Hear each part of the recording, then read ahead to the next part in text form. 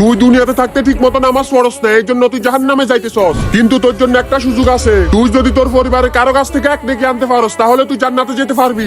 আমি এখনই যাইতেছি।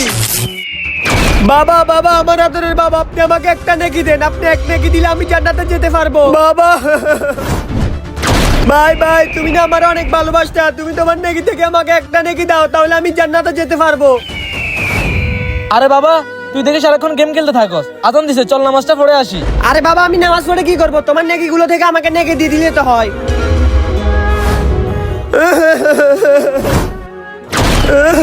আমি এক নেকি কারো কাছ থেকে আনতে পারি না। দেখছস, মরার পর কেউ কাজে আসে না, কাজে আসে শুধু তোর নেক আমল। এখন তুই জাহান্নামে যাবি। না না না, না।